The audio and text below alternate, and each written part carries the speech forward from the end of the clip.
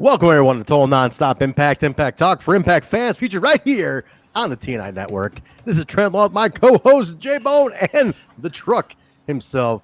And this is Time Machine Tuesday, NWA-TNA number 86. Gentlemen, good evening. How are you? What's new? Good evening. We are here. We are here. We are here. 86 episodes of Throwback Jaybone. I know I say it every week, but I remember little old episode number 1. It was you know, we've come a long way, Jay. I've known you for going on 2 years here. It is. It's been a while. Pretty awesome. Was it just the two of you to start? It was. And then we did the first, 25, Jay, together? I believe so. Yeah, 1 to 20, maybe 20, 22 is when but Bill joined first, right? So I think I gotta look back at those archives though, huh? The show's really evolved, hasn't it? It really has. I mean, we started these. I mean, we started these. This was the first original stuff we threw on this channel. Correct. Yep.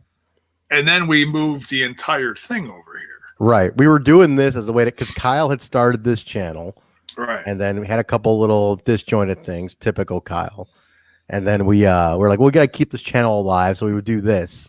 And then we moved the whole thing over once we left the lounge. But good evening to everybody who's joined us tonight.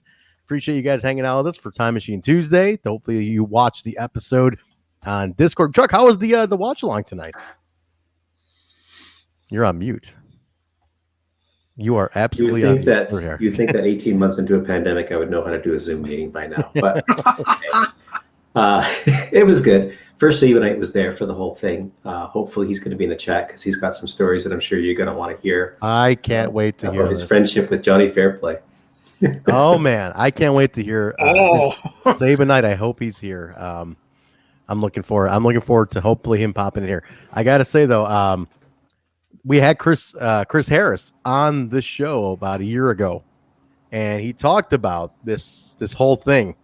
And if you haven't heard it, it's worth listening to him tell the story behind the whole thing. But I'm gonna have to go back and watch it now because after watching this main event, I want an explanation. Russo even talked about it when we had Russo. Oh yeah, Russo even talked about this. So I got to dig that one up too. Then absolutely do, because this is a point of contention. I'm telling you, this is like the Raven thing bothered us, but this one bothers us a lot more because of how it was so set up to be done. But but we'll talk about. I mean, we heard from the right from the Wildcat's mouth. I mean, it was supposed to happen. His family was in the audience. I mean, this was supposed to be the guy's moment, and it is absolutely absurd that it didn't. But we'll get to it in a second. Folks, I can tell you, we've done a lot of interviews over the last couple of years with current Impact stars and some past NWA-TNA guys and gals, but Chris Harris's interview is legit one of our, at least personally, one of my favorite interviews that I've been a part of. I love the guy, man. I feel like and this isn't just me like patting ourselves on the back. I feel like he really had fun because I've heard other interviews where he legit got upset during the interviews, and because they were just asking stupid shit, like trying to stir stuff up, and we were just having fun with him, kept him real relaxed, and he stuck around for I don't know how long, but it was a great interview. It was over an hour. It was nuts, and his wife messaged us to tell us he said it's his favorite interview he's ever done. At least up until that point. So she said he absolutely had a great time. So I'm very happy. I'm proud of that. I was such a mark on that interview too. I was like, look, I got this DVD. I ordered it in England, and then they repressed it. And I feel like a mark. Listen, I mean, I'm such a Chris Harris fan. But now I want to point this out. Storm and Harris, AMW, along with Gail Kim, who did manage them when they got to Orlando, is appearing at WrestleCade this November for a meet and greet and autograph signing. So I guess I will see you all in South Carolina for WrestleCade at some point, sometime this year, November. I don't know the exact date. I think it's Thanksgiving weekend, I want to say. But I would love to get a picture of the two of them. That would be really cool. We'll see what happens. But apparently WrestleCade's gearing up to be really, really fun this year. So if you're in the area, check it out. Nice. Condolences to Norm Macdonald and the family, the SNL family. That was totally out of nowhere. Yeah. Oh, like 61? 61. Cancer for 9 years. He hid it from everybody, he said. Nobody knew. Yeah, that's what the one thing I heard today, and seeing little posts here and there, is that he was quietly hiding it for many years. Was he married? Did he have kids? Did he? I didn't hear anything like his family make a statement or anything. A lot of tributes from the cast. Didn't see anything from any family or anything. I always wondered if he had kids or a wife or anything. I don't know, but very, very sad. I love Norm Macdonald. He was my favorite. One of my favorite Weekend Update guys. SNL. That his class of SNL was like my favorite period of SNL. So like early 90s. Early 90s, yeah. Yeah, I was gonna say 90s. Yeah, that was good stuff. It was like he tells a moth joke on Konnan, which is just one of the funniest things I have ever seen. It's great. The moth joke is fantastic. The moth joke. Vanessa hated it when I shared it. Well, Mrs. Truck hated it when I shared it with her. But that just killed me. I love that kind of humor. Absolutely. If you guys haven't heard the moth joke, you need to go read the moth joke, find it, whatever. It's even great read. Listen to it. Don't read it. Listen to it, because his delivery is the whole thing. God, it was beautiful. You know, Truck, I'm looking here. He was a fellow Canuck. Yes, he was. He was from Quebec. I didn't know that. A lot of funny people up there. A lot of comedians come out of Canada. And they all move south to make a living.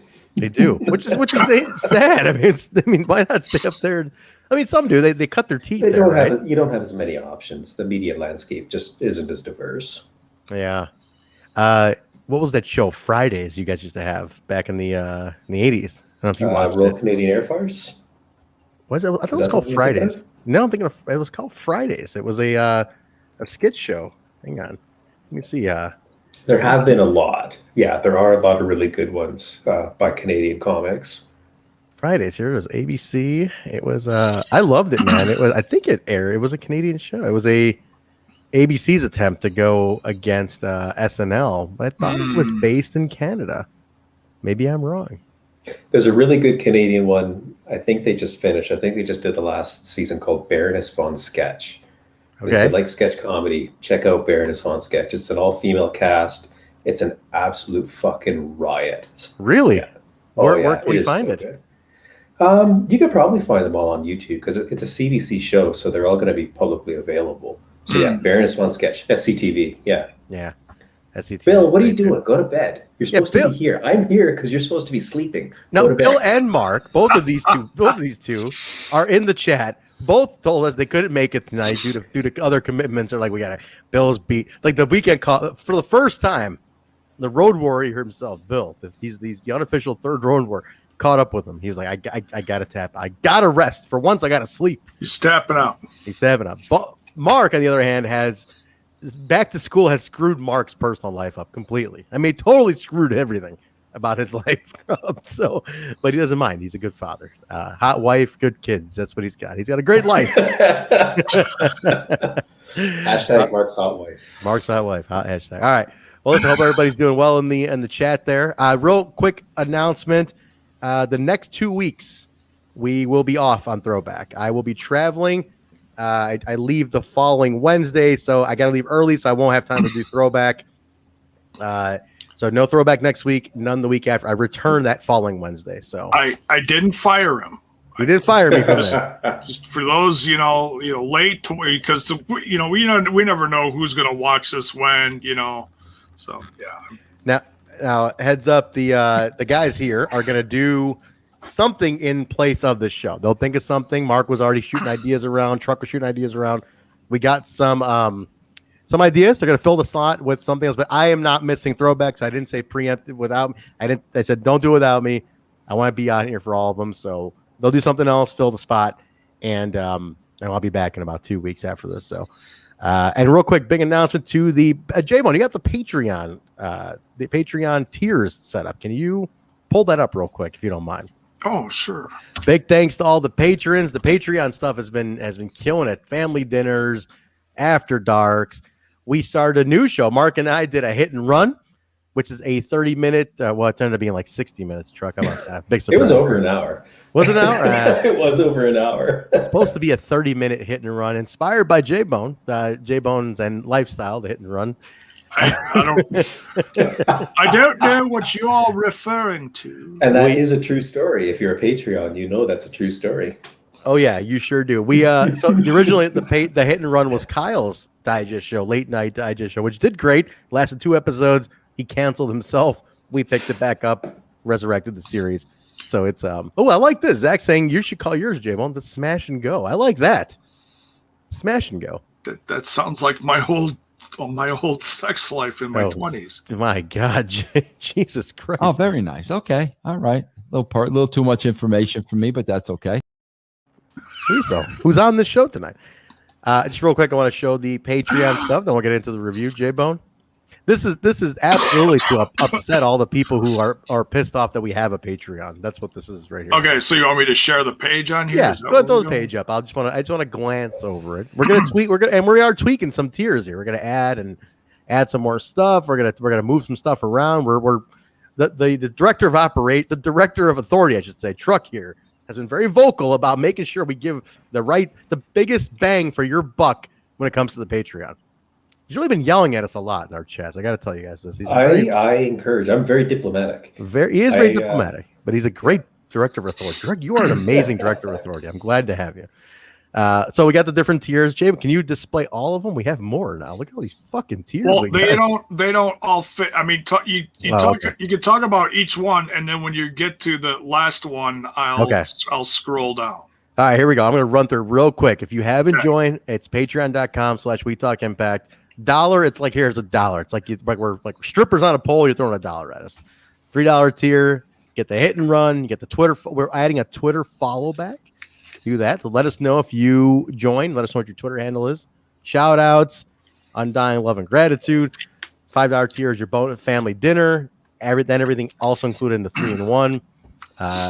And I think so everything included in 3-in-1, but you get the family dinner as well. Go ahead, Jay. What's the rest of them here? You get $3 a month. No, bring up the other levels here. Oh, the last. Oh, okay. Yeah. Bring them all up here. All 4. Okay, here we go. And then there's the old tenor. 10. So the 10 gets you access to the Treehouse, the private Discord shacker, which is awesome. Watch-alongs, you get pay-per-views, BS, and big friendships going on in there. The live streams, you get the After Dark show, you get the Fam's Choice poll, watch along and review. You get the rants, the Trent rants are in there, plus everything included in the other tiers as well. So consider it. If you haven't joined, try it for a month, even if it's a $3 tier, give it a shot. You'll see what happens. But we appreciate all the support from everybody here. So thank you all for that. It's been wonderful. We really appreciate the patrons. But and if you are a Patreon at that $10 tier, we are watching Shine 68 this Sunday. Main events: Allison Kay and Elix in a steel cage. So no shit, really? Their first steel cage ever. And the undercard main event is Natalia Marakova against the Woad. And I really like Natalia. She looks like a bombshell, and she absolutely beats the shit out of everybody she's in the ring with. So big fan. I'm looking forward to it. And actually, one of our regulars is going to be there. Who's that? I don't know if he's in the El Punk. Is he in the chat? Eric DeHoff. Yeah, Eric lives in the area. Oh, yeah. Eric goes to almost all those down there. Yeah. So he's going to be there. I'm going to be looking for him. Let us know. Let us know how it is, Eric. He's always really great about giving us an update later on. He'll send me some photos he took and stuff like that. So, Eric, please keep that coming. We appreciate that. But let's jump in, boys. Shall we get into this? This is NWA-TNA number 86, March 17th, 2004. Now, I was on my buddy Dave's couch, which I'm not going to say. We have a surprise about the couch. I was on my buddy Dave's couch watching this, forked over my $5. It's March, probably Chinese food on the delivery for this one. Jaybone, what was happening with you? March of 04, 17. Oh God. He almost sounded so devastated, Truck, when I'm like, what were you doing? Jay was like, like Willie Matt. Like it's obvious he does not want to remember these days, or he can't. It's both. I mean, they're a blur. It's that same reaction when Willie Mack asked you if you have hair on your booty cheeks.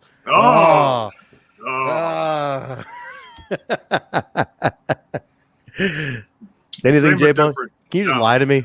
Nothing. Just lie to me. Make up something. I burned down a stripper joint because they wouldn't give me my dollars back at the end of the night because I was too drunk, and I was like, "Well, I was drunk, so that's not fair."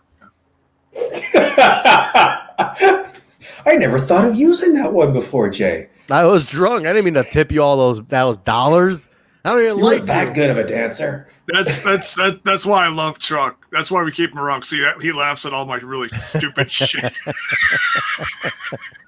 Truck, you remember where you were March 17th of 04?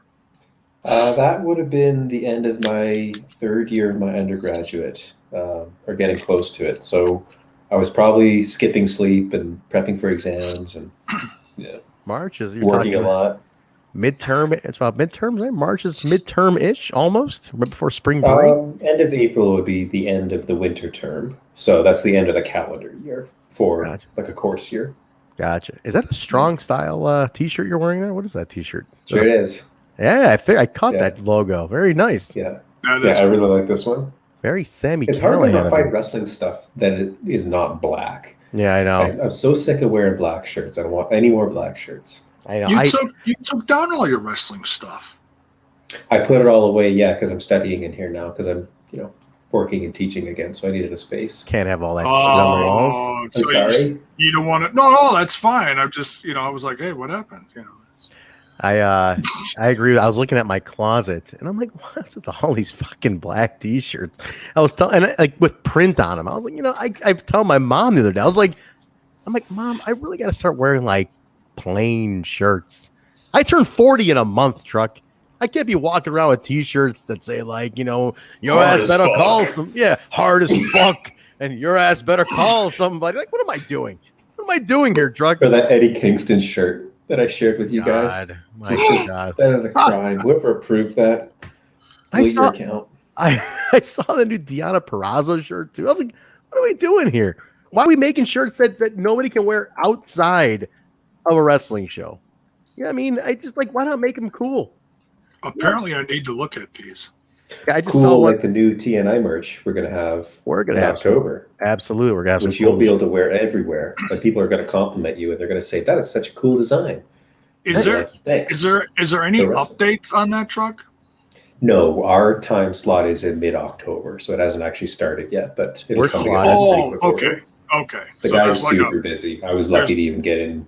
No, that's fine. That's fine. I didn't know like where it was like landing as far as when he was working on stuff. It's coming. Okay. I even recommended Brandon Toll. Referee Brandon Toll's looking for a designer. I dropped our buddy Juan's name in there too. I said, "You want a designer? This is the guy."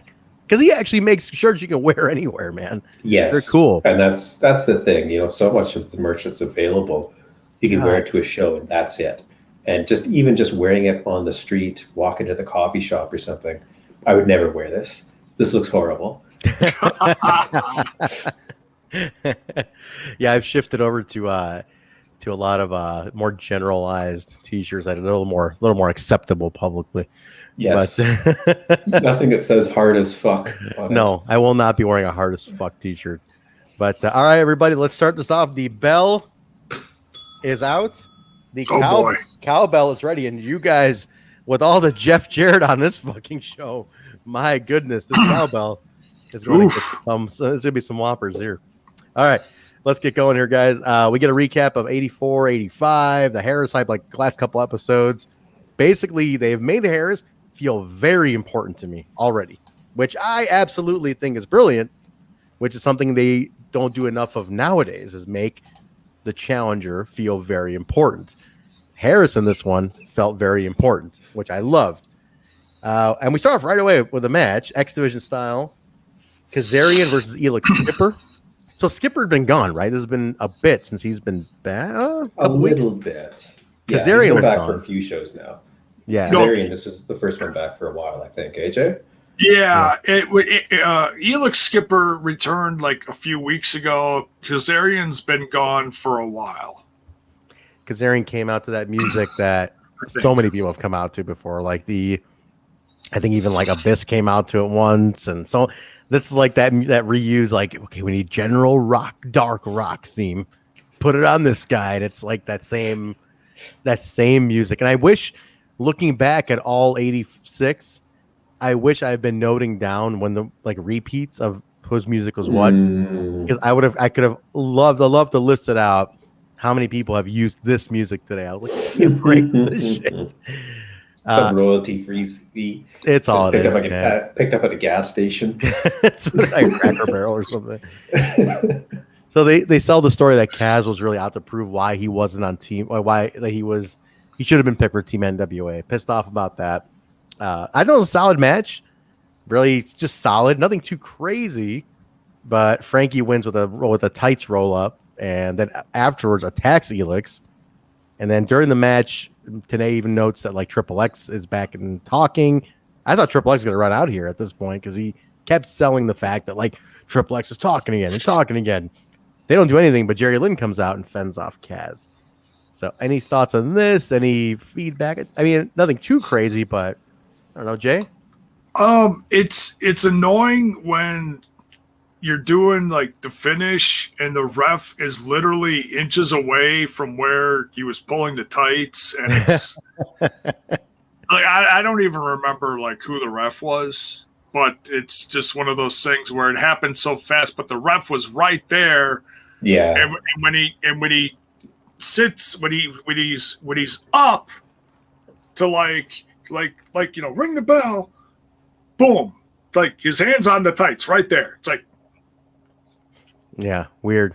The referees, man, are so god awful in the Asylum era. I'm ashamed. I'm ashamed for the referees.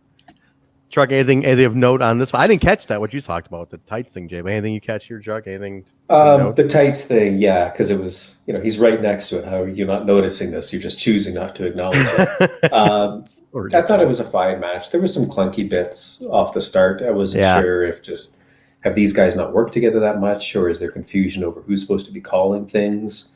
But I thought it was fine. Otherwise. It was fine. It was a good opener. It was a good one to open the show with. Yeah. I think the segment that we're about to transition into really kind of torpedoed any sort of momentum that they were building. Oh, we're going to get let's get to that. But before we do, it's Scott Hudson with the contenders of the Gauntlet tonight. So you got Glen, Gilberti, Michael Shane, David Young, Johnny Swinger with Trinity out of nowhere. When did that happen? That she's seconding Swinger? That did not happen until this week, right? I don't remember it. I noticed that she's like really touchy-feely with him. Yeah, which means who wouldn't be, Jay? I mean, look at Swing him. Man. Yeah, you guys swing?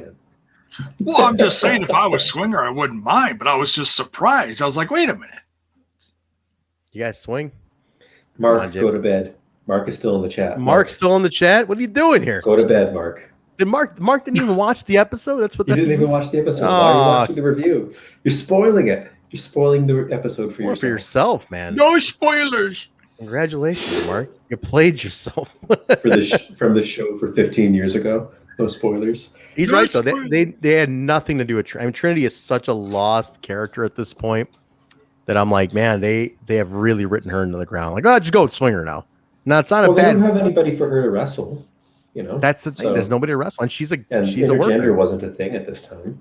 No, even though she did the thing with Kash, which was intense. Outside of that, which is hard to watch. I thought it was well done in terms of like they worked hard together. Oh yeah, I thought they really gave it their all. In retrospect, yeah, I mean, looking back, it's very in today's world, no way. The shit he was doing to her absolutely would not fly. Swinger, Trinity, and then Kid Kash, all basically saying there's no unity here. It's all meant everyone for themselves. But then everyone sarcastically is telling Disco, like, yeah, we're with you. Of course we are. Oh yeah. And he believes them because he's an idiot. But David Young really is though. David Young's like, David's sincere. You can trust him. I noticed though, new background set on this one. Did you guys catch that? The new KG looking set was cool. Yeah, with the big sign. And cool. It looked cool. All right, now this is the in-ring. This is the segment that Truck feels tanked the episode 10 minutes into it. Well, let me set it up, and I'm going to pitch to you, Truck, to go ahead and discuss it here. So Mike Tenay's in the ring. He introduces Vince Russo, and they talk.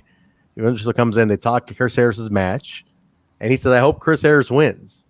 Raven comes out with Sabu. Russo says, he's like, what about me? What about Raven? Chris Harris doesn't deserve this. It's my destiny. He's really milking like they don't deserve it. I do. Russo's like, I'll tell you what, I'll put you in the gauntlet match. How about that? I'll make you a deal. You win that, you're the number one contender. Raven's like, sarcastically, it's like, oh, great, I can qualify for a contendership. Yay, great. He goes, I don't need to qualify. The fans are very much behind Raven for this moment. Like, they are really into Raven a lot. Sabu also does nothing on this show, by the way. I realized he looks good. Looks great. Just got paid to be there. Jeff Jarrett and Abyss are watching in the lower third. They refer to that. Russo then says, okay, Raven, fine. You twisted my arm, bro. I'm going to put you in the three-way ladder. I'm going to make the ladder match with AJ and Abyss a three-way. You win that, you're the number one contender. Now, question I have for you both here is, are there two matches on the same show for number one contendership? They sure are. They sure are. And that only dawned on me during the ladder match. Right. I was like, who's the fucking this? number one contender then? Because like during the ladder match at one point, the camera pans up and I'm like, there's a contract up there. Is this a number one match? It is. Jay, you're going to say something. Go ahead. Yeah, it's right. Yeah, right. Going into that match, it's called the 10-man Contenders Gauntlet. And it doesn't mean it's not as definite as, okay, you're the number one contender.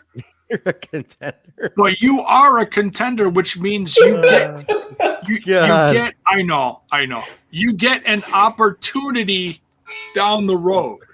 That's what it is. So it's like, okay, so you're not going to be first, but whoever is like champ within, when this next person gets an opportunity, then you can have yours. Well, today's trying to explain the rules of the gauntlet while it's happening. So I can't imagine what this was like to watch live, where the crowd's not going to have any clue what are the stakes involved in this. I fast forward. I mean, I know we're skipping ahead here, but I fast forwarded through that. I just knew it was going to be a mess, and I kept listening to commentary here and there. Is he eliminated? Oh. Oh, okay. Well, let's get to that. You're right, though. I mean, again, why today's a genius? Because he has to cover shit like this sometimes. Like that is, and he does it so well. He does it so well, amazingly well. Yeah, amazingly well. Raven's like, no, I'm not gonna be in the three-way match. The hell with it. And Zeus is like, I'm out of options, then, bro. I got nothing else for you. And Raven's like, yeah, you got one more option. He's like, Harris isn't ready. Put me in the match. That's it. That's your option. He's not ready. Give me my title shot. Crowd loving this, going nuts. I think Raven is amazing here. I wrote down, I think he's very compelling. Like, he's capturing everybody because he's got this crowd eating out of the palm of his hands. Again, because I also feel they're still very unfulfilled from 43 when he didn't win the title. And he's selling that a lot. And again, Jarrett's champion again. So they're probably like, yeah, you know what? He never really got his fucking title. Russo says, no, it's Harris. Bottom line, Raven's playing in the crowd. Says, take him out, put me in. Russo's like, not tonight. That's it. It seems, I love Russo looked very realistic. He's like, Raven, that's it. It's not going to happen tonight. You're not asking me. Like, he was very good at performing this. And he was like, that's not going to happen. And Raven's like, you don't want me as champion, but before the night is over, I'm going to have your attention. All right.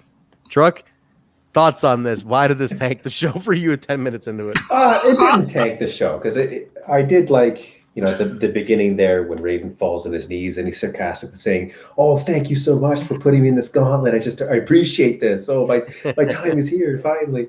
It went too long and it was really repetitive. And, at one point it starts to slide into that sort of work shoot stuff, which always falls flat with me. I never enjoy that. Yeah. And then it immediately transitions back into being a work with Raven finishing off with his catchphrase, which really doesn't fit with the tone that he was just creating by talking about, his run at WCW and getting politicked out of all these positions.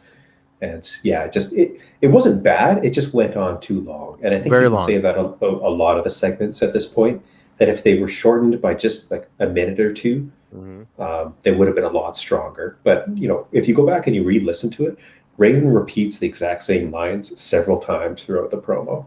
And, I don't know if they just had to fill time or if it wasn't really, well blocked out beforehand. But could be. Yeah, it wasn't that it was bad. It was just a bit clunkier than it should have been. And that work shoot stuff, get out of here. The internet wrestling community still was in its infancy back then. You're probably talking to 5 people when you're talking about stuff like that. So just get out. I did like how authentic Russo telling him no came off, though. It wasn't very. Yeah. This is the work that Russo has been doing character-wise in this whole Harris thing. In my opinion, and like as a guy who watched all of his WCW stuff, this is the best character work he's ever done. I think it's great. Yeah, very sincere, very genuine. I think he's found a real sweet spot for himself to be both a character, but also toned down enough to be believable. He's playing the straight man in the situation, and I thought he was really good at it. Yeah, when that scene, I keep thinking back to that scene where Jarrett was slapping him around and bullying him, and how he looked like such a victim to me. Like he was like, God damn, like I believe how neutral he is now, the straight man, and he comes off that way, man. Yeah, I do like that. We go right back to that's the good return here. Well, we returned last week, but we're talking to Scott Hudson with Monty Brown, Jaybone, Monty Brown, Jaybone. I think we, because he's on the show, I think we have to play the Monty Brown soundbite here. I think so. I think we have to do. Here it is.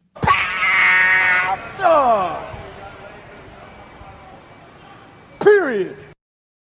Speaking of which, if you want to cheer bits or use a super sticker on YouTube or do anything like that, I will play any soundbite of your choice. And thank you in advance for anyone who wants to sub on Twitch. Remember, you got Amazon Prime. You can sub for free. Sub on Twitch, cheer some bits, subscribe, super sticker on YouTube, all that jazz. But go ahead. It's also September. Oh, half off. Half off on Twitch. No, it's 20% off. 20% off. Come on. It's cheap enough. Cheap enough. J-Bone can buy some. Where the hell are the lollipops lately? I don't see any lollipops out of you. No, J-Bone's got to change his diet. I'm done with coffee. Yeah. Coffee too. Oh, I'm going to be one grumpy bone. Wait, when did this start? When did the coffee and no lollipops start? Well, the lollipops has been for a bit. That was kind of a gimmick. That now. Yeah.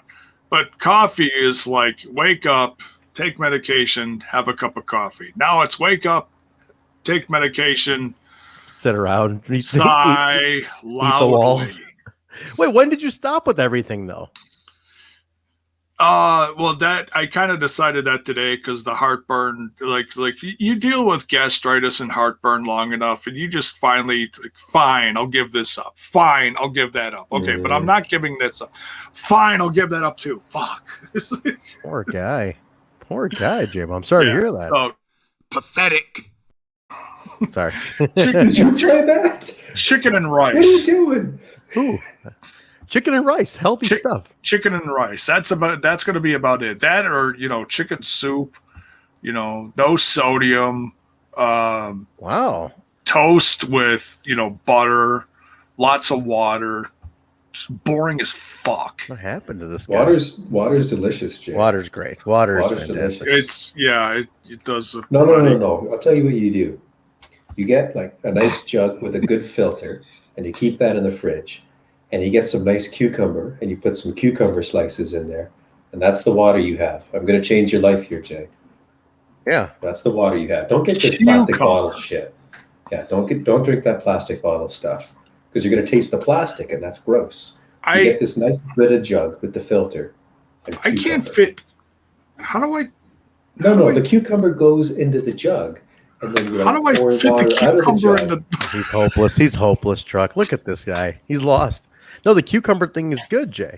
Good for you. Good. No, I have heard about that. I have heard. And then when you're done, soaking them in the water, you put them on your eyes for a thing, right? You're overcomplicating this. Yeah, you're really You're complicating this, Jay. overcomplicating this. I'm just giving you a way to enjoy the water that you've got to drink anyhow. I'm just trying to understand this. Look at this. Look, Jaybone, look, just stand straight. Look at this. Look at your arm here. You have a giant. Your arm is you. Mayor saying you have a giant arm. It's like one of those giant foam things. Just slide it into there. And then you wave it around. Everybody recommend Jaybone a healthy recipe, at least one. And don't forget to like the video on YouTube if you're watching YouTube. All And right. I made What should you do to the bell, Trent? It's right here. Oh, we tickle the bell. I don't do that tickle bell stuff. These limeys over in the UK with their bell tickling. I don't know about all this, man. It's fucking weird. They're doing this. You know, like, No, tickle that's- that bell. And I was like, Bison, you are gonna get us banned from YouTube with this this bell perversion you have. I wonder if it means something else to them.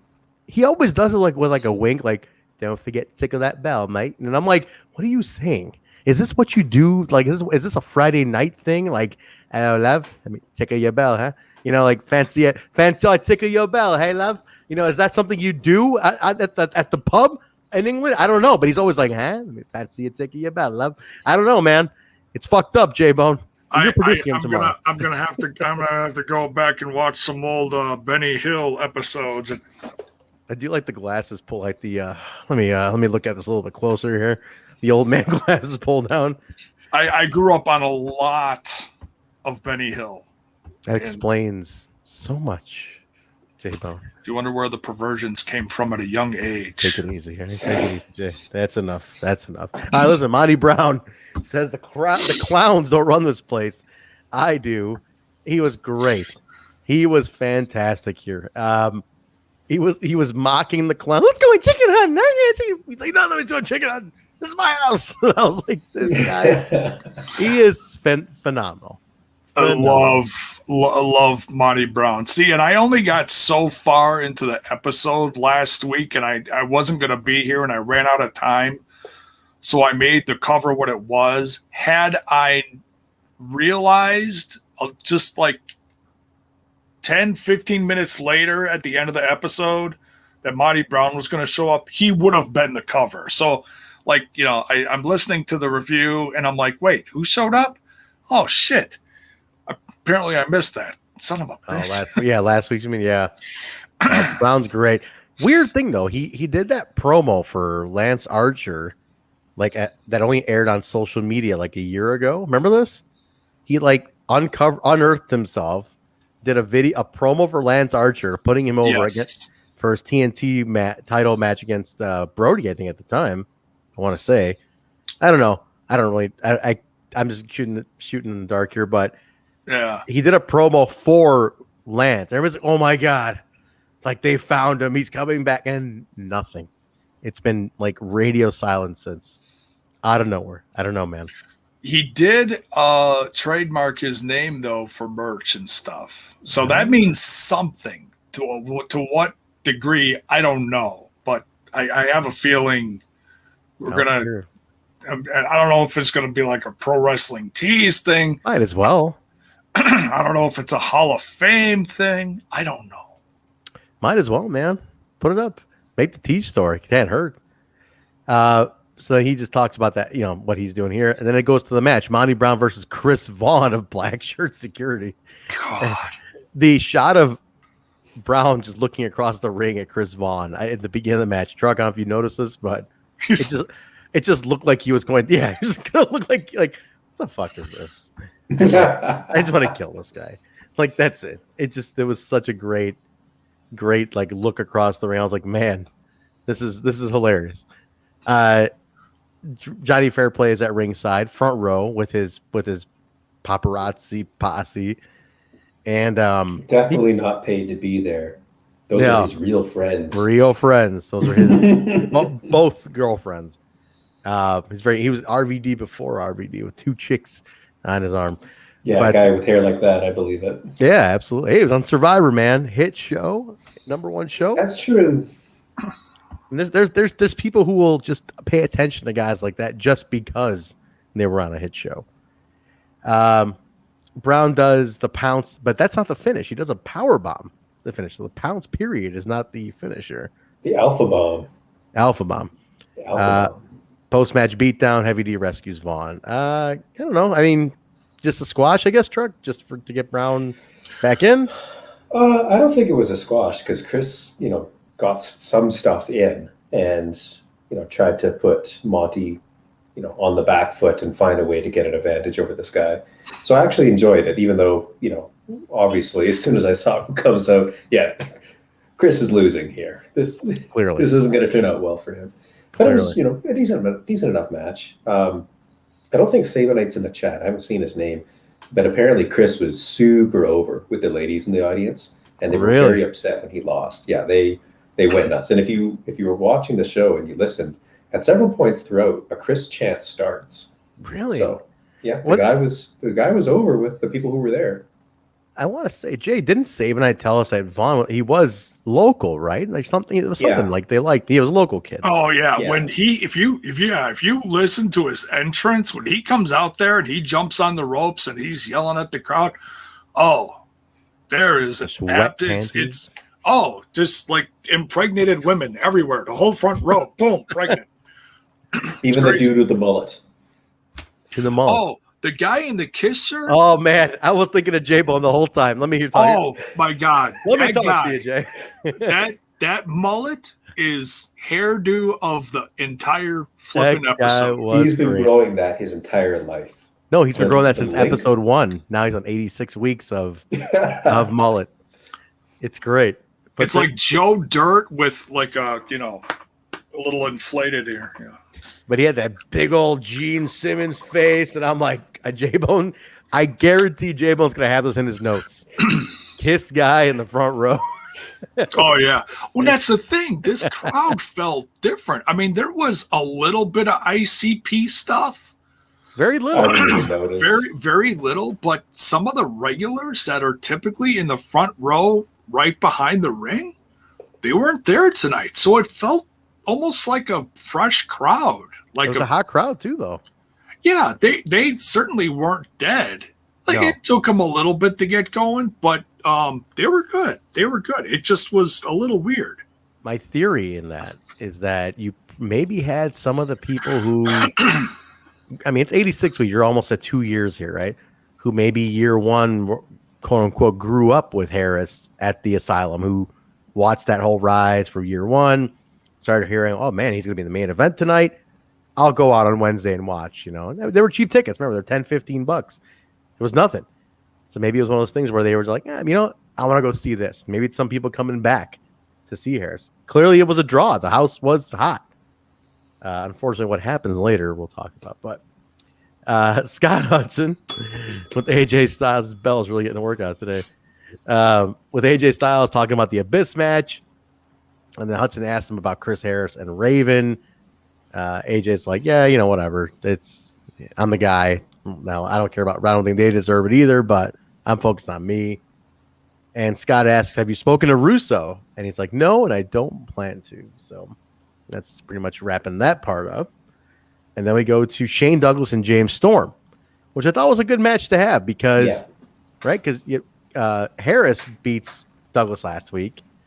Storm, we don't want to get lost in the shuffle. And then TNA brilliantly references it that Douglas wants that revenge. Lost to Harris. I want to get it over on his partner now. Confused by the Traci Brooks stuff, though, Truck, in this one. I don't really know what they're doing. All of a sudden, it's like there's dissension in this, and she costs Shane the match. Off of belly to belly. Like, we're supposed to believe that was going to get the pin? I mean, that was Shane's finisher, was the belly to belly. That was always his finisher. Really? Yeah, that was his finisher. It was a Irish whip belly to belly. That was his deal. That was the worst. It was not a good one. Belly to belly. The funny part about this, it was very Three Stooges kind of humor, honestly. In my professional podcasting opinion. The PPO. If you look during the match, James Storm gets real frustrated with Traci Brooks. Terry Brooks. Terry. Sounds like an actor. different company. My bad. Is there a Terry Brooks somewhere? No, I'm thinking of like Terry Runnels. It's That's the only other Terry I could think of off the top Terry of my Crews. Terry Crews, an actor? Yeah, well, he does like Old Spice and his head explodes. Anyways, that's Terry Crews. Right? The Terry Bollea. That's Hulk Hogan's Terry. That's Rhino is a Terry. Terry Garrin. That's really? Rhino. Yeah, he's a Terry. Yeah. Would you believe that? Like a Terry. He looks like a rhino. He looks like a rhino. Rhino. His real name is Terry Garrin. A little French. A little Frenchy. What's wrong, Jaybone? What am I? I'm giving you facts here. I'm giving you trivia, man. How many more Terrys we got? I had one little botch, and look where it went. Terry Taylor. Dear God. All right, go ahead, Jaybone. You wanted to get out of here at a reasonable hour. We're making good time, and we're on segment. Truck, we're on segment 8 of 14. We're making great time here. Okay, this is true. But no, James Storm at one point he's trying to get rid of Traci off the apron. He gives her an eye poke, and she loses her glasses. I can't. When you made that face, I couldn't keep on. She loses her glasses, and that's why I said this turns into like a Three Stooges bit almost, because she's trying to help distract the ref, but she can't tell who's doing what in the ring. You know, it's a sad moment. They're breaking up, J-Bone. You should. Well, I don't know. I was like more worried about her vision, honestly, but.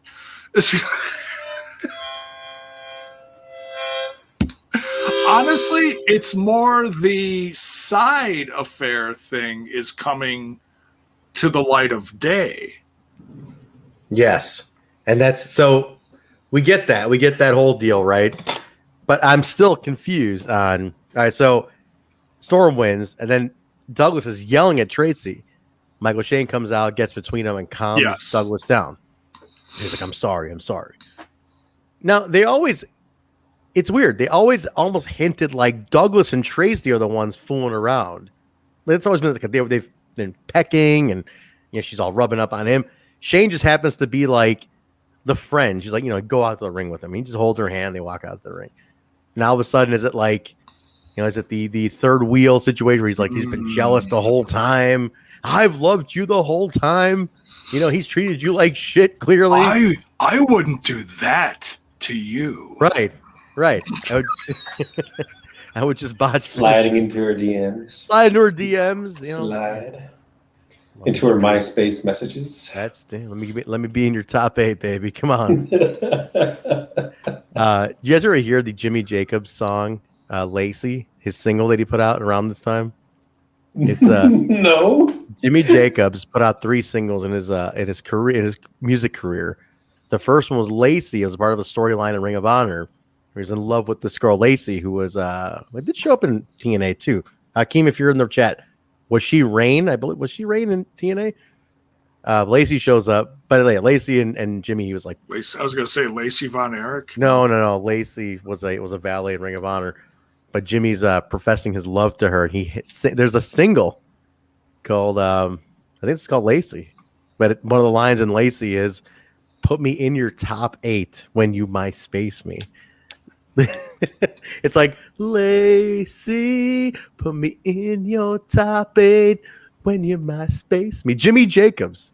I'm telling you, it's probably on YouTube. It has to be on YouTube. It's probably on that one YouTube channel of his. See, I came into the social media thing. It is the ballad of Lacey. Right at the tail end of the MySpace stuff. Mm-hmm. Because there was a girl I was dating at the time, and she showed me her MySpace page, and he said something to the effect of, what did she say? She said she was like stalking other people like a jaguar on crack or some weird freaking thing. I'm like, this. Well, now we know what Jay's type is. And no shit. Well, at the time, my type was half my age and twice as hot. But that's J-Bone's line.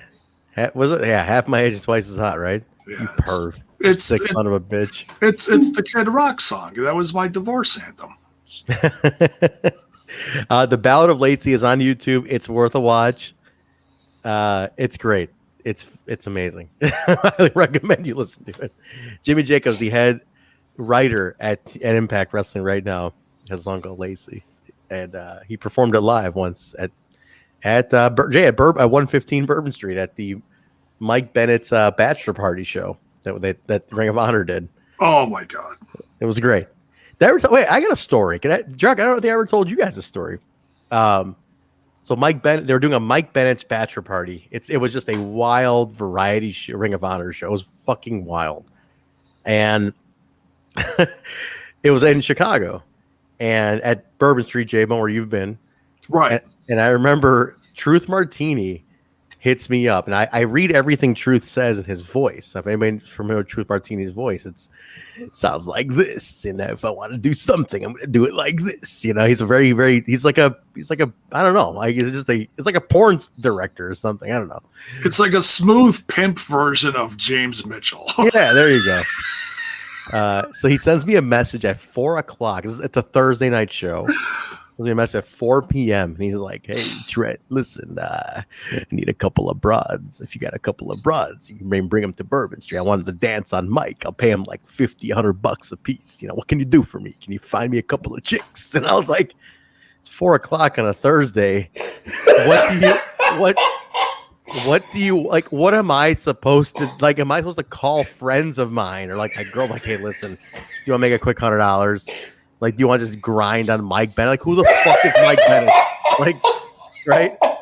It's this fucking bachelor party. You don't have to get naked. It's a room full of it's at a wrestling show in a wrestling ring. And like, what am I supposed to sell this as? Right? So I'm at work. And I'm like, who's the one? I asked my girlfriend for, I'm like, what do I do here? I'm like, they want me to like, I'm like, I'm not asking you, but what the hell am I supposed to? She's like, I don't know. I'm like, do you want to make $100? She goes, get the fuck out of here. So she's not good, right? I'm out of options at this point, right? Now I'm like, and I'm like, this is early. Yeah, it's like 2013. I'm not in the business at this point, but I know 14 maybe. I know people, you know, and Truth Martini, who I'm a big fan, was like, I need you to get me a couple of broads. So I'm like, I'm trying to find broads for fucking Truth Martini, and I can't. And I'm like, I have 3 hours to find a couple of broads for Truth Martini. You live in Chicago. You can't tell me that you can't find any. You post a Craigslist, but wait a minute, guys. It's not finding. I know women. It's like, how do you convince? Listen, I need you to come with me. You'll be home by 10:30. I need you to come with me. You need to grind on Mike Bennett. Who the fuck is Mike Bennett? He's a wrestler. What am I doing here? You need to give him a lap dance in the middle of a wrestling ring, surrounded by a bunch of wrestling dorks. Like, the sell is not there, Jay. It's not there at all, man.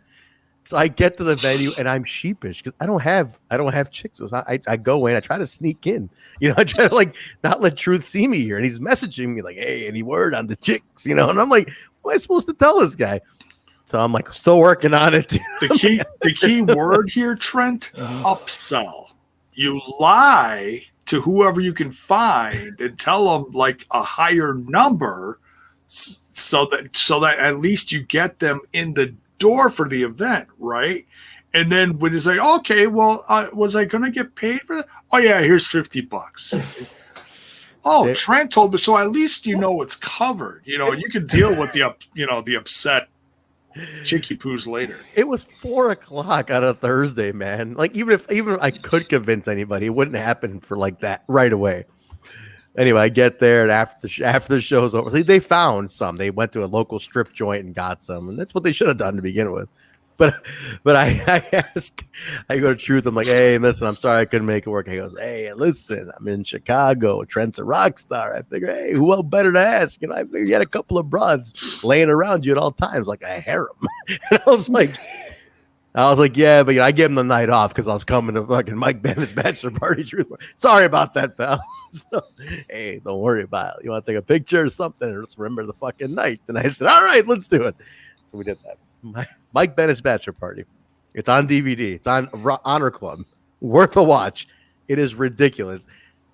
Mainly for the fact that there was a parade of transvestites who came out, and Silas Young was like, "What in the fuck shit is going on around here?" That was a great reaction because he wasn't expecting to see a parade of transvestites at a bachelor party. I feel bad. I honestly feel bad now that I missed this episode because that was towards the tail end of. I feel like that was the tail end of Mike Bennett's run there. It was, and not too much. It was a little bit before. No, it was a little earlier. Okay.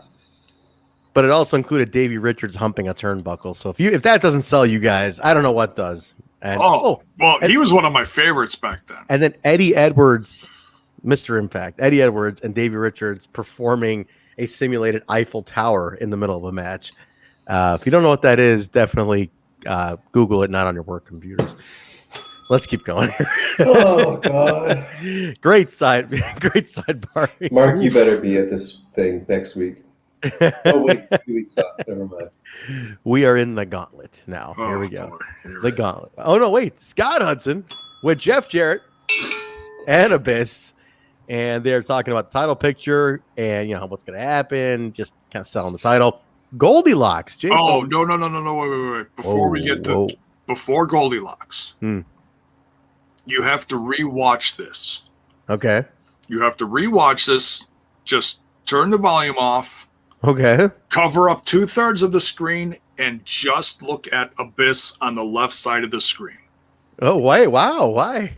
It tells a lot. Well, break it down. We don't have it here. I didn't catch any of this.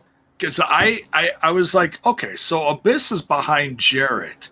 And and he's got the mask on. So you can only see his eyes and his hairs and you have to pay attention to his body language. His body language says, because usually he's just doing these kind of things, Mm-hmm. This kind of like big boy, I'm gonna crush you shit, I can't pull it off because you can see my face and you can hear me talk, but when it's behind the mask, it's completely different. He's standing behind Jeff Jarrett. And he's looking over at Scott, and he looks down at the belt. And he looks over at Scott. He looks at Jeff, and he looks at the belt. And he keeps doing this back and forth. I like that. Then he starts touching the belt. Then he's like patting the belt like he's patting his shoulder. Like, I'm right behind you. I like it. And then he's like doing this shit, and he's looking at the belt. So it's like, okay. This is the first time he's paying attention to the championship because later he's going for a contender spot. That's brilliant. I like that. Good catch, Jay. Very good catch, Jaybone. But the Goldie stuff makes you forget about that instantly. Sure did. Because she walks in and she's talking to Eric and she's leaving a number and it's priceless and pay attention to her eyes too. Oh, I always do, bud. Because then Jeff's fucking with her, and then Jeff leaves, and then she's looking at Jeff as he's walking away, and then she turns around and looks at Abyss, and then she slowly looks back at Jeff, and then she slowly looks back at Abyss, like, you can see the crazy lady wheels turning. Yeah, I did like that. That subtlety was great. That was great. That's definitely some foreshadow on something. I like that they're keeping her around. She is. I like Goldie. There's something about her that just appeals. She's a likable person. Yeah, she's my kind of crazy. We all know that. So that was a nice little just thing insert in there for some extra story to pump up what's eventually going to happen with these guys here. And then we go to the gauntlet. Simon Diamond and David Young start. I'm just going to go in order of everything. We'll talk about it because there's a lot ins and outs going on here. And Truck, I'll start with you on this. So Diamond and Young start. Young is out. Kash is in. D'Lo in. Disco. D'Lo out. Siaki in. Raven sneaks in at this point. DDT Siaki. then leaves, disrupts the whole thing. They was like, what the fuck? Michael Shane's in, Konnan, Kash is out at this point, Disco out, Diamond out, Swinger out, down to Truth and Michael Shane, who I think have a pretty damn good one-on-one. They do. Yeah. I was very impressed. Good chemistry. I think Michael Shane, we're pretty critical of him, but I think when he has the right opponent, man, when he can read his opponent and they got the chemistry in, it really cooks. Yeah. And these two had something. Great back and forth. Douglas comes out, tosses Michael Shane a chain. Shane tosses it back. Truth gets the win after that. Douglas is in there. They start arguing. And as a result of this, Truck, Truth is the number one contender for the title. Oh, yeah, right. He's the number one contender. He's a contender. A contender. Where his relative position in the collection of contenders is unknown. This is such a convoluted goddamn. The contenders have to have a match now. There's who's the most contender of them all. Yeah, I don't know. I guess they're gonna have to have their own contenders match of the contendership. That's to be determined. Mark wants low-key thoughts on Michael Shane this match. Michael Shane, if only you could have done this good in the match with us, you wouldn't have stunk the joint up, and the Asylum wouldn't have had a decrease in attendance. Thank you, Michael Shane. I will kill you later. That's not my best low-key, but it's a low-key. What's happening with that guy these days? I want to know. He's in Japan during this time. During this stretch. Bring him back. I miss low-key. RK just got the Honor Club. I highly recommend you watch it. You might even see me on camera. I'm around.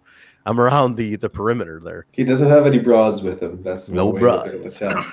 Wait a minute. Look who's here. Look who's in the chat. First Sabanite, my man. He did the Rolodex of horrors. He really did, man. 4 o'clock on. Look, I know chicks. Especially back then. I was rolling in them truck. I was doing great, but I couldn't convince any of them to dance on Mike Bennett in front of the wrestling ring. Show him a photo. Mike's a good-looking guy. They'd be like, "Oh, look! I thought this was going to be some sweat hog." All right, I'll do you this favor. Yeah, he was in good shape.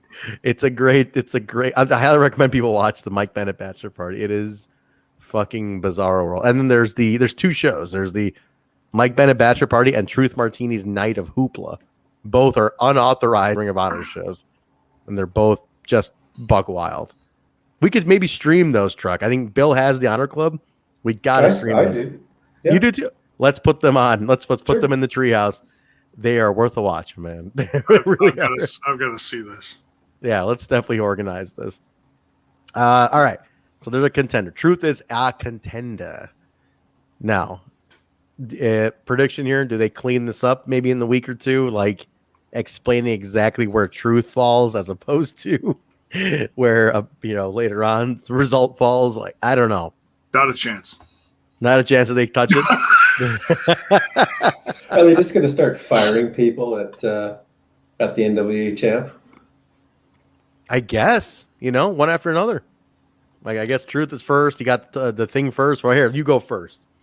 Abyss, you go next. Whatever that. Like, what a mess. Like, why do this on the same show? Did the Gauntlet really need to be done on the same show? That's what I can't figure out. Yeah, I mean, you got some cool visuals in the main event with all of the new contenders in different corners of the arena, staring down at the ring, being like, all right, which one of these pricks am I taking a shot at? Mm-hmm.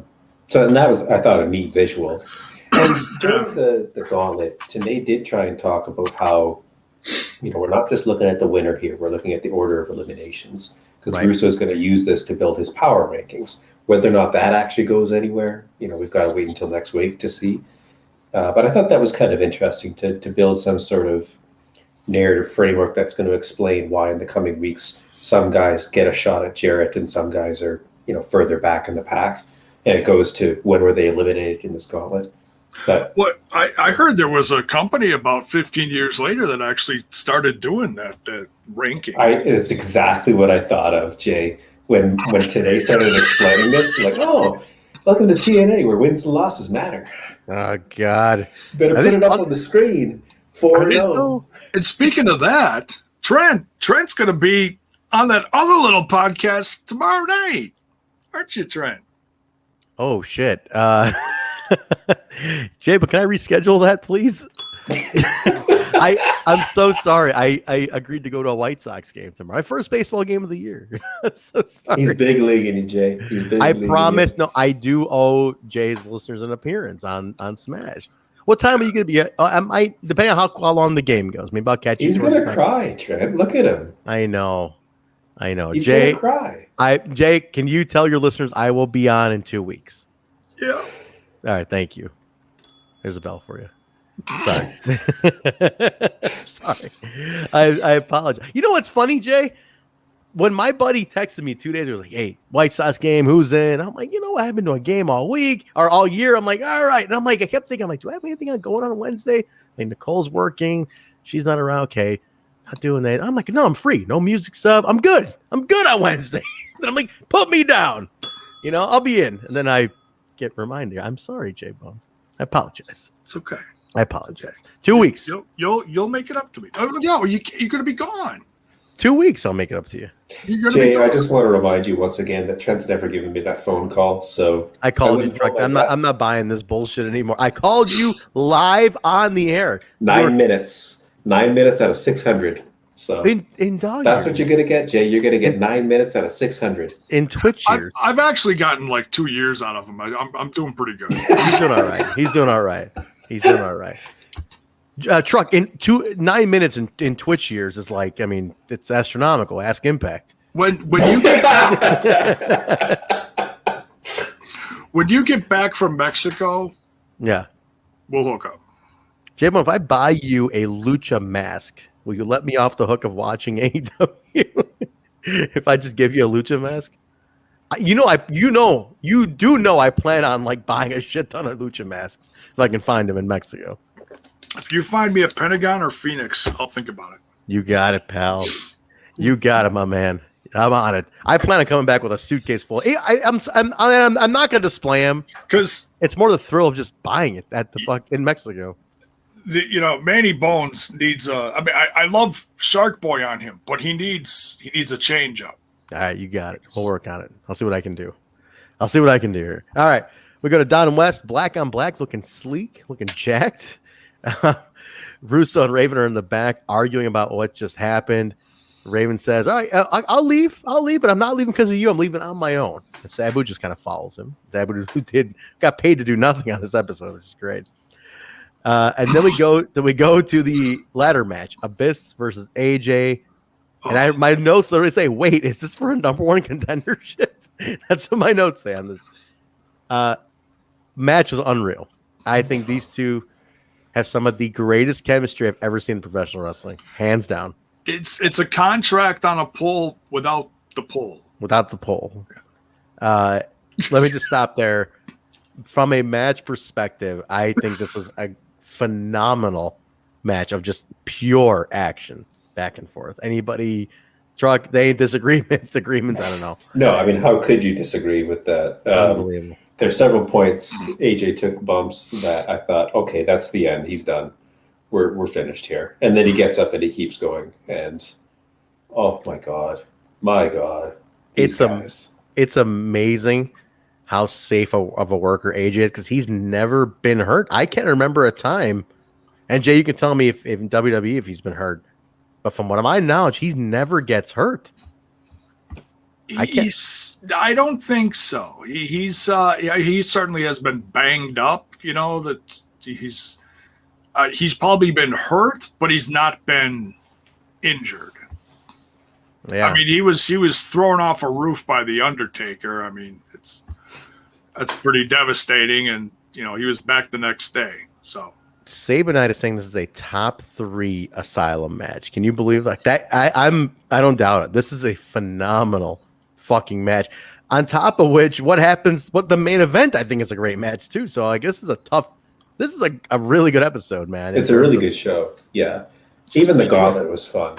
The Gauntlet was fun. I didn't spend enough time on it. The Gauntlet was very well paced. It was just action. It was fast. Yeah. Just a lot of action, man. But these two wrestled all around the circuit for years prior to TNA. So they have experience of that chemistry flowed over, and then they carry it. I mean, for years they carry this. Well, this is like 4 weeks in a row now that they've Yeah. had a match, and like a match with some intense stipulation. And it's just escalating each time. Yeah. Which is rare, because it's like, oh, well, they're not going to top this. Oh, that was pretty damn good. Oh, they're not going to top that. Oh, well, next week they're doing a ladder match. A what? Okay, raise the bar. I love that. That's great writing to me, though. You know, to me, that's awesome writing, and that you progress that story of like, we're going to keep putting this guy through trials, you know, higher and higher stakes. And I think it really means too that you trust both of these guys to be able to go out every single week, Yes, against each other and tell a new story, or tell it in a different way, so it's still exciting to watch. Because they haven't put out a boring one yet. None of these have been matches that you can, this is when you get up and go to the concession or something like that. You do not miss these ones. No, and I tell you, they carry this on. I mean, into Orlando and everything. That carries. They never have a bad match. Abyss, again, very underrated as a wrestler. He's a hardcore guy and big monster, but man, the guy's got psychology up the ass. Like, he knows exactly where to be and what to do, because he really pulls off an amazing match here with AJ. Saban Night. Here's some firsthand feedback for those who don't know. First Saban Night was in the arena for all these. The bump Styles takes onto the ladder for the finish is the most brutal wrestling bump I've ever seen live. The whole crowd thought he was dead. Yeah, me too. I thought he was I thought he was gone. I'm like, that's it. He's fucking dead. Like, they killed this kid. Alan Jones is dead. That's it. That's the AJ, by the way, Truck. You know, it's your trivia for today. I taught you about Mike Bennett. Stop lifting the curtain. It's just, I can't even watch anymore. You mean I've ruined AJ that much for you by telling you it's Alan Jones? Here's another that's gonna blow your mind. All of his kids. I'm not listening anymore. I'm protected. You cannot ruin wrestling anymore. I'm done. I'm done. What was I gonna say? Truck's like la la la la la la. Good stuff, though. A great match. If you haven't seen it, watch any of their matches. They're just winners, man. Like, these guys just got it. They just know how to work with each other. Go ahead, Jay. The best part of this feud, going back and forth after several weeks, is they dropped the tag thing after 2 weeks. If they kept the tag title thing going, it'd have been ridiculous. It would have been like, oh my God, they're still doing this tag thing. No, they threw that out the window. Yeah. Like, okay, we'll deal with this in like a month or something. Yeah. We'll let these guys just keep amping it up and amping it up and amping it up. And then it was perfect, because I was like, oh God, how long are they going to do this for the tag? Oh, they're not? Okay, I'm in. It makes you wonder why they even did the tag thing with them anyway. Like, it's on the Start book. things off. Give them a reason. Yeah, I guess it is a reason. You're right. It's because there's a lot of smoke backstage. So when there's things. The Rascals weren't there yet. The Rascals weren't there yet. Yeah, I wasn't sure where he was going with that one either. I don't think they're born yet at this point. 2004. Oh my God. No, see, the smoke was actually better back then, from what I'm hearing. Oh. This is why Jay can't remember anything that happened in March 17, 2004.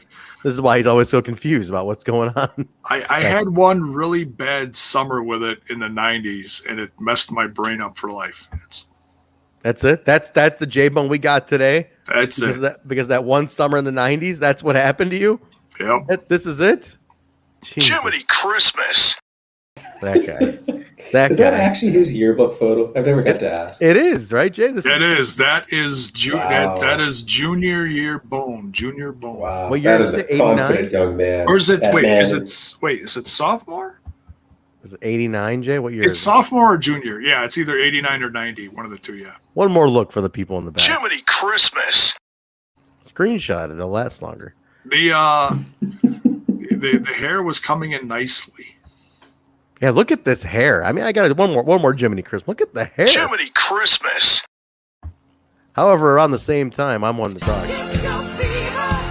That's not real. That's fake. This is not fake. I went through That's a Zach Bond for creation. You can't fool me. Look at it.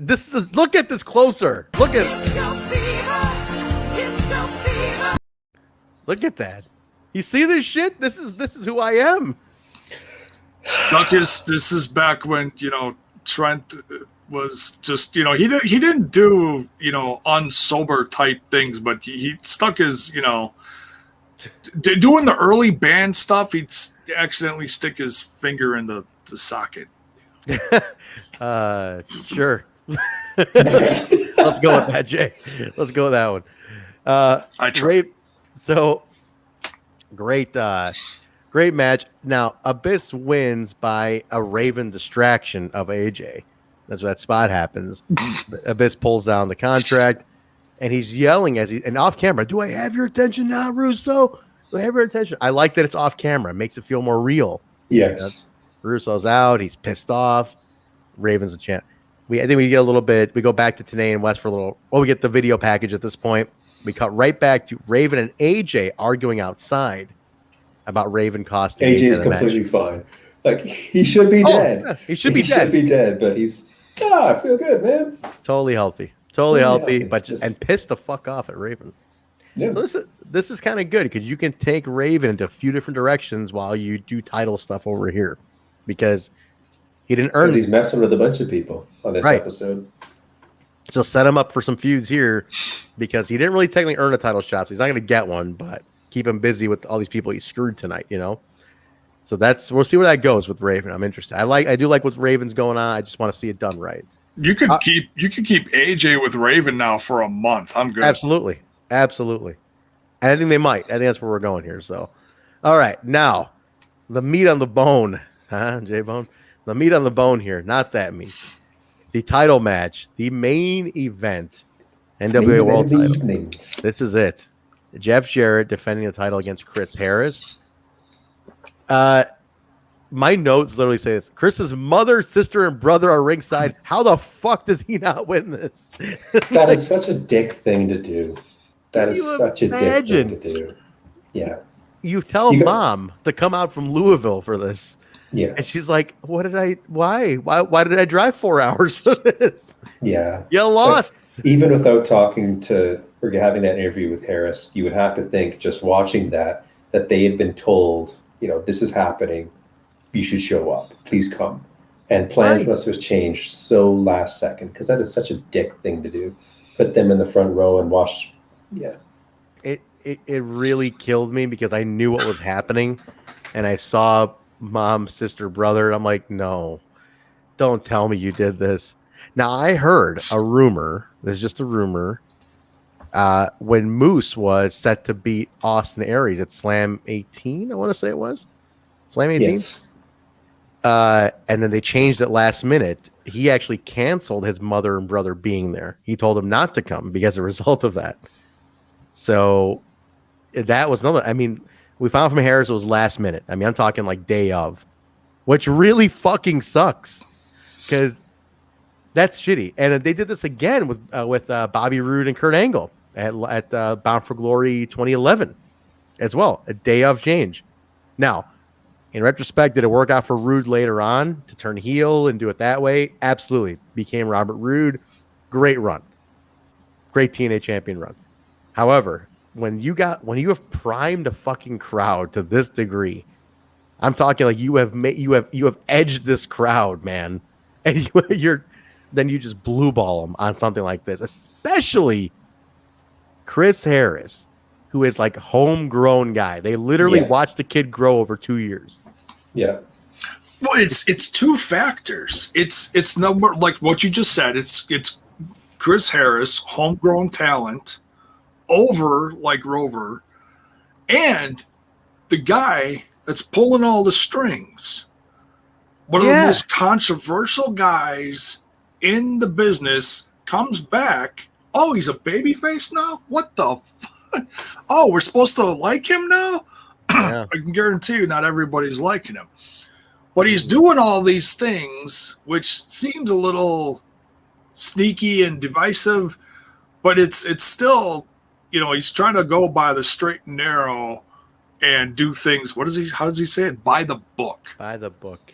So yeah, it's you got Chris Harris over like crazy, and you got Russo doing all these things to prep him which is probably really it's great when Chris Harris wins, but when he's thrown in all these situations, you're putting the crowds and the audience at home emotions on 11.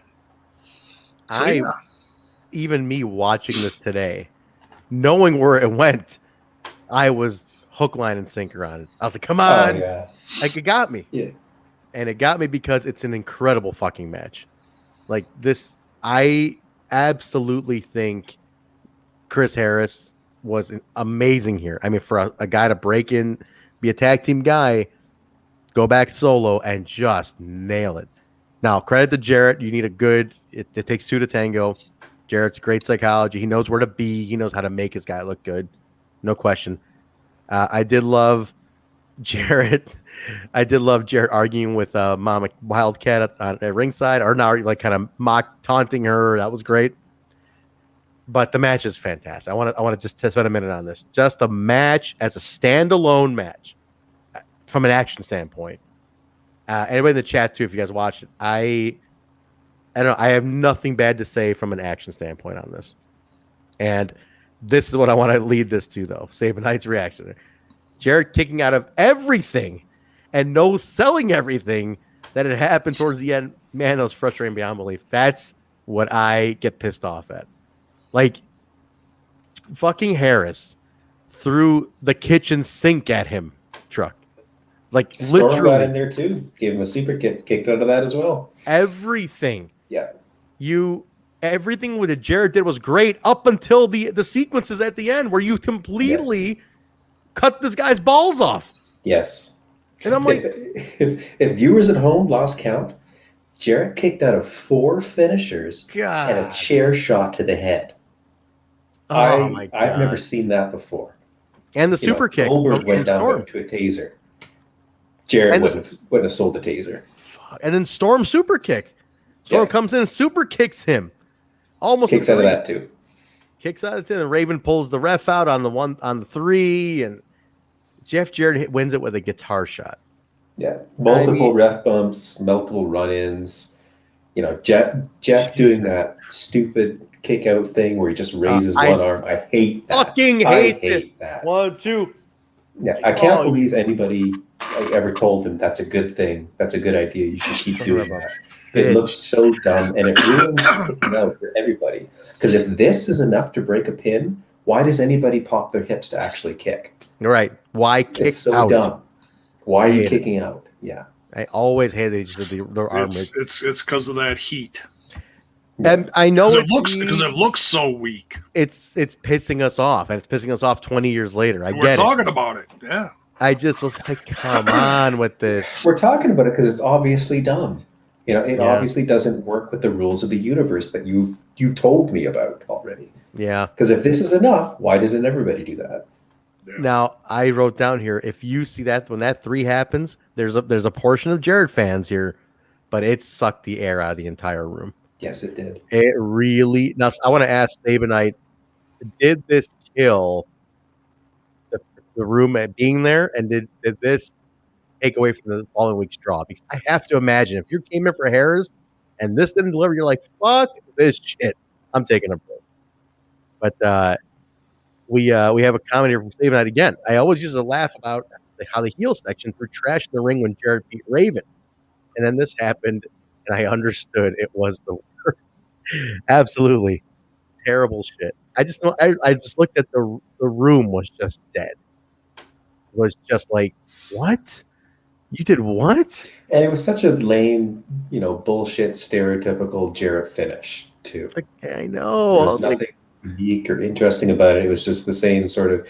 Remember how, in the end of the NWO days, it just got ridiculous that, they're going to win, don't even bother getting invested. There's going to be a run-in with, 6 guys who shouldn't even be in the ring. There's going to be a beatdown. They're going to win. It's getting to that point where there's no point in getting invested because, he's going to pull out the guitar. He's going to hit the other guy with it. And that's going to be it. That's going to be the finish. Here's my take. Jay, give me your thoughts on this too. Here's my take. You've sold me for 2 weeks on the story that Jerusalem started twisting that you're not ready, Chris. You're not ready yet. Now, that's, to me, that sets up something like, you know what, he's going to make a mistake because he wasn't ready. Russo's like, I tried to pull you off this match. I want you to have more time. And he's like, no, I'm ready. The logical finish, if you were not going to put the title on him, should have been that his arrogance cost him the match. Slipped on a banana peel, and he lost because he was too arrogant about being ready. Because Russo kept saying, you're not ready, Chris. I want you to have more time. But he loses with, there's no hint of that at all. Yeah. So question to the both of you, why even introduce that element in there? Why was that element even put into play? Why does that make any sense? Because you had your out with that element. That element was your out to say you weren't ready. And you made a fundamental mistake, and that's why you lost the veteran. That was your out to make it justifiable, where the crowd could be like, fuck, he almost had him, god damn it. Yeah, the kid was just too young. But here it's like, no, you fucking threw everything at him. You should have had the belt. I guess Well, Jeff Vince Jarrett even says, in my opinion, you won that match. Yeah, Russo says it at the end. Yeah. But that doesn't mean anything. It means nothing. It's like that, to me, is more of an insult to the whole situation. That's even worse. Yeah, that's worse than saying, look, I was right. You weren't ready, and here's why. But this is what we're going to do now to get you ready. So you've just told us that he was ready, and he just didn't happen for him. So I don't know what you do with Harris after this point. But here you go. Same night sets it right up. Listen to this. This killed the program from there on out. They start a storyline with multiple contenders, and the crowd just doesn't care as much. It took months before the crowd really cared about world title angles again until Hardy comes in, which we know Hardy does come in later on. Yeah, that's around the time of right before TV, I believe. Yep. And check this out. Yeah. They hot shot the belt to Styles, which I know they gets another run. They hot shot the Truth for his second. No one cares. Back to Jarrett, King of the Mountain. We all know it's coming. We all stop caring after this. Like, this is what happens. This is a perfect example. What comes after this is hot-shotting, uninvested angles. Chris Harris, people cared about. I fucking cared about it. I remember being so upset when that happened. And I'm like, first Raven, now this? Why do we bother investing in people you have us grow up with here at this company? Yeah.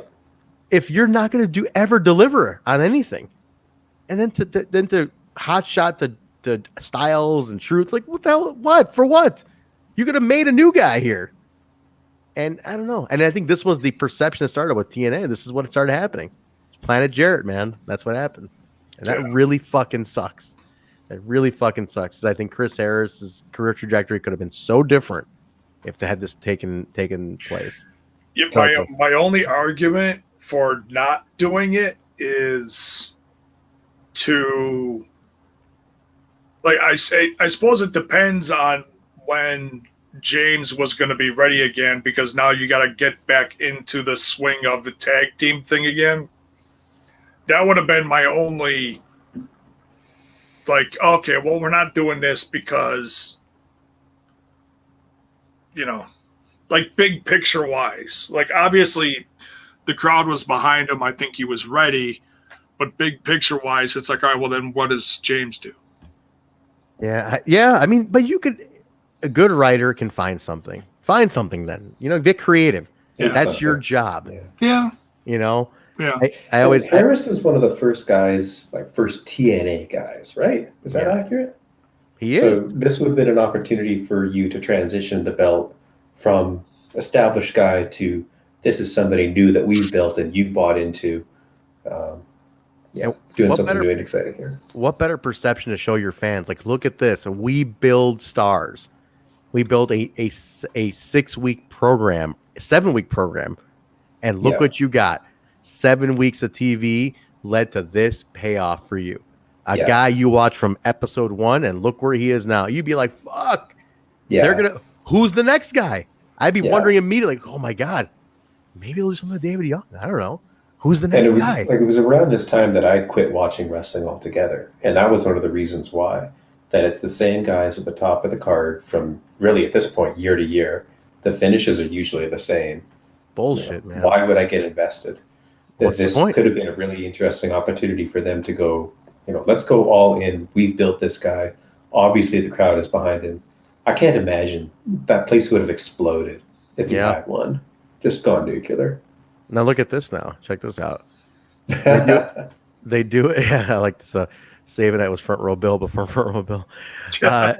They do it anyway, though. They keep Harris in this weird mix for another 2 months until the King of the Mountain, and Storm's doing his own thing. You try to make sense of it, but you can't because it doesn't make sense at all. It's true. They tease Harris solo for months later. It's not like he goes back to the AMW. It's a fucking mess. Oh wow! Now keep in mind, just for context, on the other channel at this time in 04, you just have WWE, right? I'm not kind of Ring of Honor at this point, but in this example, WWE at this time, March, you're around the time, Jay, when they're about to put the belt on Benoit. Now, remember, this is Benoit 04, not 07. I'm not getting into all that. No. I know what you're saying. Yeah.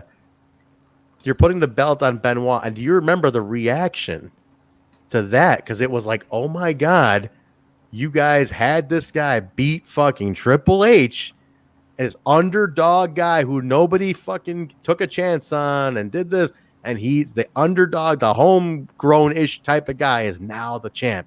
And it went over like wildfire, man, at the time. That whole WrestleMania was freaking epic. 20, yeah. I love that. Yeah, between Guerrero beating Angle, yep, and then showing up at the end of the main event, and that moment between Guerrero and Benoit, because they both came up in the industry together from how many years past, from Mexico to ECW to WCW to now, and they both finally made it to the top of the pinnacle of their stuff.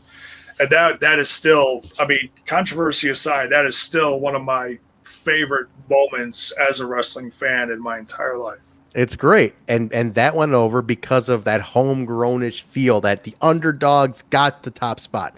Yes. You're in March of 04. You're right here, around the same time period, and you don't do it on your program to show that same good faith of like, hey, we do it over here too. And our guys are even newer and fresh guys that you just got to invest in locally at a local independent type level. Yeah. And they don't do it. To me, worst decision you could have made. That's a beautiful comparison there. Yeah. Yeah. It does. As much as you don't want to, because of another brand you may or may not watch, it's true. No, I was thinking for context, it's around the same time. I think it's like within weeks. You have the other guy doing it over there, where their version of Jarrett is putting that guy over. You have to do it at some point, you know. Well, still doing everything in his power to make himself look invincible. Sure, because he stayed in the crossface for like 2 minutes. Oh yeah, he definitely milked it for all his own benefit, which fine. I was okay with Jarrett wanting to kick out of 2 finishes. Okay. But fuck it, on the third, god damn it, would you just stay down? Like, fuck, man. Don't cut the guy's balls off completely here. Yeah. It's terrible. It was a terrible decision. I'll never be happy with it. I think it's still shitty to this day. You can even see Harris. I mean, obviously it's years later, and he was still like, it was just a bad decision. And he knows it. Russo says it was a bad decision. I wonder what Jeff thinks. I'd find a way to defend it, I'm sure. Who knows? I'd be curious if he covers it on his new podcast. I'd be dying to know if he covers it. Well, what's interesting is, like, if you don't want to listen to the long form ones, he splits a bunch of them up and they put a bunch of clips up on YouTube, and they cover a ton of different topics. Even they just put a clip up recently about Rudy Charles, of all people. And we talked about Rudy a lot. So yeah, go check out that YouTube channel. It's interesting. Rudy fucking Charles. But anyway, when I get completely sick of what I'm doing right now, and I want to take some time off, I'm probably gonna like binge listen to like majority of those episodes, because they're, whether you like what happened during certain times of the company or not, hearing it from the man's voice is still in many ways fascinating, in my opinion. Listen, he was there. I'm not going to take that away. I know I would love his voice, and I would love to hear Dixie at some point. I don't think she would, but I'm glad Jarrett's at least talking about it. We'll see how honest some of it gets when they get to the nitty gritty of stuff. But anyway, that, guys, is episode number 86 of NWA-TNA. Finished. But just a reminder again, next 2 weeks are off. 87 and what would be 87 and 88 will resume 2 weeks from today. So I'll be back in 2 weeks, and we'll go ahead and pick up on 87. I told you, and the guys will find something to substitute in this time slot or around the time slot. Probably maybe earlier, but a more decent time slot to keep you guys busy until I come back. So definitely tune in. Stay tuned to the socials. I'll be letting you know what's going on, and we'll pick it back up in a couple weeks with 87. And watch on the Discord and all that stuff. So let's get wrapping up here. Truck, where can they follow you? What's going on? Where are you at? You can find me on Twitter at truck_rockpeck, but where you can mostly find me is on the TNI Discord. If you're not already a member there, I hope you'll check it out. It's a good community. We do a lot of watch-alongs that are open to everybody. It's not just for Patreons, so a lot of activity.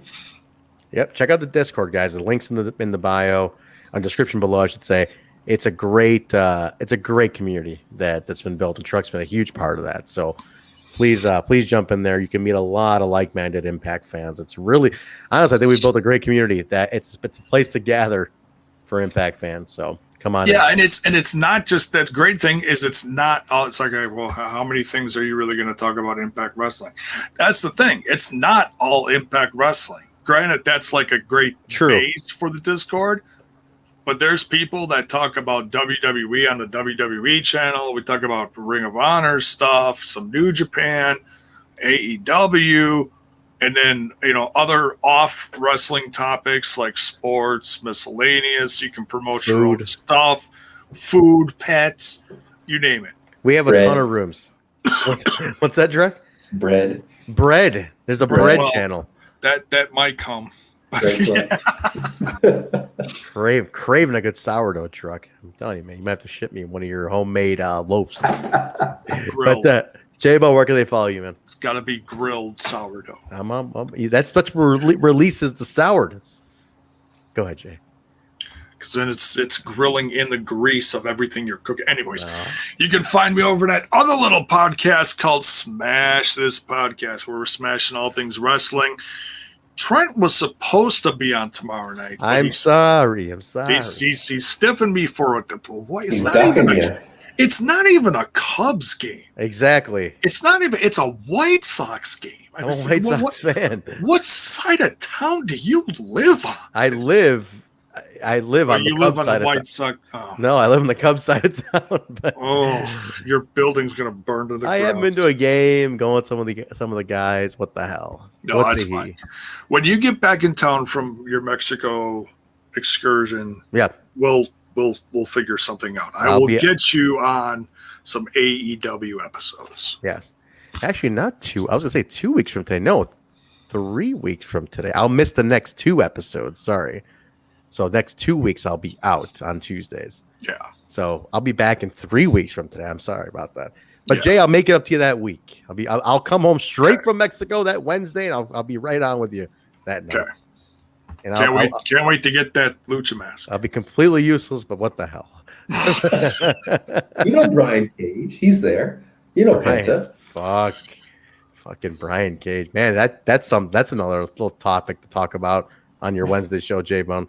Well, Brian Cage thing. But guys, you can follow me at Trent over on Twitter. Also, this show at We Talk Impact, Twitter, Facebook, Instagram, and Patreon. At the top of the show, we went ahead and ran off all the Patreon tiers. Give it a shot, guys. Take a look at the Patreon. It's worth a look. Bonus shows if you like what we do. You get a bunch of free stuff on the channel here, but a lot of cool stuff in the bonus Patreon. So patreon.com/We Talk Impact. And also Twitter, Facebook, Instagram at We Talk Impact. Give us a follow. Give us a like. Check us out there. All audio platforms, Apple Podcasts, Stitcher, SoundCloud, Google Play, iHeartRadio, TuneIn Radio, Spotify, Pandora, Amazon. Please rate, review, subscribe, guys, to all those if you're listening on the audio. Big shout out to all the international listeners on Apple. A lot of international listeners on Apple. We charted again in Uganda and Saudi Arabia. They love us over there, man. Wow. On the top sports charts in Uganda and Saudi Arabia. So we appreciate you guys out there listening to this and all the other shows. Show schedules, guys. Time Machine Tuesday, every Tuesday here, except the next 2. It's NWA-TNA Throwbacks. As you know, Wednesday is TNI UK. Bison, Joe, and Steve do a quick breakdown of the week prior, the news and the events, and then they preview it this upcoming Impact and Access TV and BTI. This week, I believe they're going to talk about the Wrestle Carnival show in the UK that Bison attended. So they're going to mention that a little bit. Yeah. I think they're going to have a guest on too. Yes, they're trying to get a guest nailed down. I think they got her nailed down for it. So I think they have a guest on. I don't know offhand. Someone local, I believe. Yes, yeah. Somewhere out in the UK. So they're going to have a guest tomorrow. So that's great exposure. It's it's awesome. It's good for them. And then Thursday, the flagship show watch along for BTI. Watch a reaction watch along. No more co-stream. Twitch is dead in terms of Impact, but BTI and Impact Access TV reaction watch along. Then post show, full breakdown of the show. Possibly some guests. I think Mark's working on somebody, so maybe a guest. I'm not really sure what he's working on. Not really sure yet. Mark's up to something, man. He's in the treehouse. But that is that's the show schedule. And then plus all pay-per-views, specials, you just find them right here on Total Nonstop Impact on Twitch and YouTube. Just type in twitch.tv/Total Nonstop Impact. Oh, and youtube.com/Total Nonstop Impact. Anything else, guys? Merch. That's right. Yes. ProWrestlingTees.com/Total Nonstop Impact and Spreadshirt.com. I think you just search for Total Nonstop Impact. It'll come right up. Does that work, Jay? The Spreadshirt shop is 15% off 14th through the 17th this week. Yeah, I'm looking here. I'm going to Spreadshirt. I type in Total Nonstop Impact, and it doesn't come up, Jaybone. I'm going to look into that. Because you got to go to the store link. I know. All right, I will put that store link into our... We should buy the domain, man. That's what we got to do. Make this easy on everybody and put our link tree up there or something. But it's got to get added to... I will add it to the link tree so you guys can get it easily. Yeah. And then we'll tweet it out for you guys as well. But all right. That does it for us, everybody. Thank you very much for hanging with us, Blade. We appreciate that. Join TNI UK tomorrow. They'll be on, and give them a shout. And then don't forget Thursday for the flagship show. Anything else, boys? Nothing? That was fun. All right. We're out of here. I'll see you guys in a couple weeks. Thank you both. We will talk to you guys later. Everybody stay safe. Have a great rest of your week. And good night.